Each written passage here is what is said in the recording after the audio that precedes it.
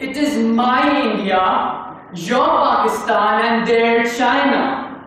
I am a nationalist. I am blinded and I will be acting as a puppet. I will be controlled and I will be manipulated by the bulls sitting in the parliamentary house craving for power. I would devour, I would oppress and I would annihilate those who are different than me. I would oppress those on the basis of color, religion and nation. I follow nationalism.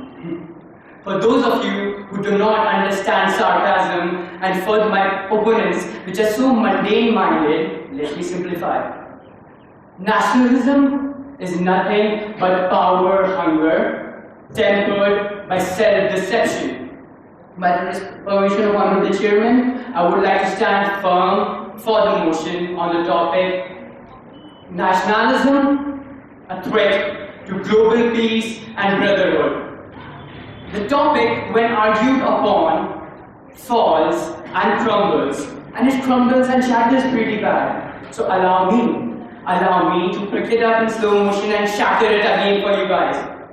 Mr. Chairman, born from inequality, convicted in sins, the spirit of nationalism has always never ceased to bend human institution. It has never ceased to bend human institution for services of depression and distress. My dear Chairman, my dear audience, it has never been that nationalism has never been used to propagandate over different nations. It has been used as a tool. It has been used as a device for creating their own agendas. It has been used as a device by the government, by the dictators and by the politicians to turn the minds of the people. A wise man once said that learn from the past and plan the future. And our past is the witness. Then whenever nationalism has been practiced, whenever we have applied the laws of nationalism, it has been atrocity, there has been disasters, there has been war, and there has been genocide. So what do we learn? Nationalism is bad. And let me prove it to you with some of my examples.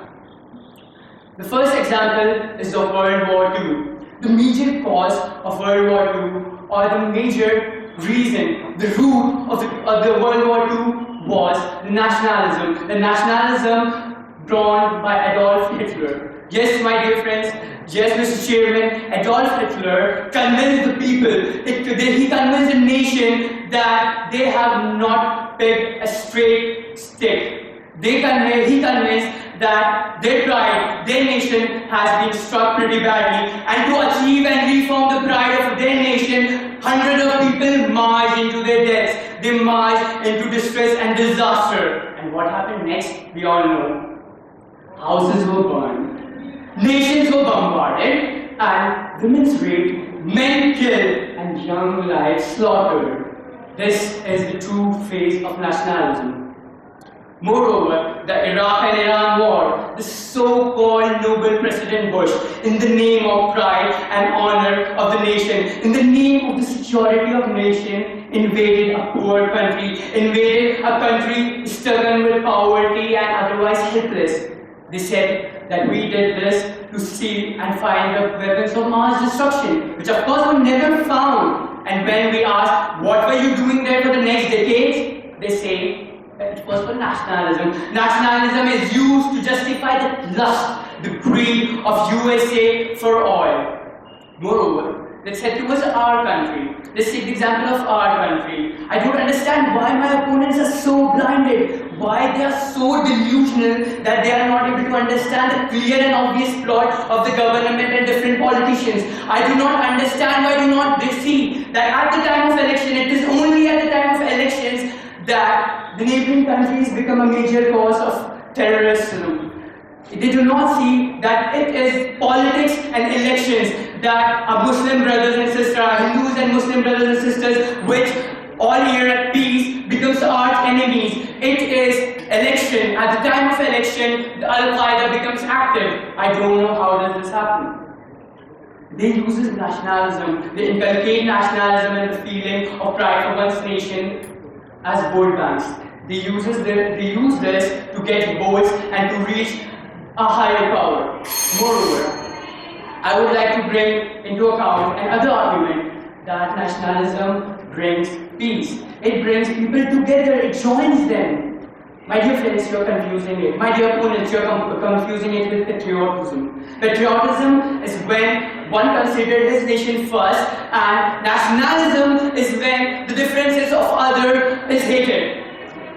Respected Chairman, it has been seen that the nationalism and its aspects has always been the reason for genocide. What happened in the Holocaust, what happened in Armenia, the tragedy of Randava, and the tragedies which are happening in USA with its citizens, all reason is nationalism.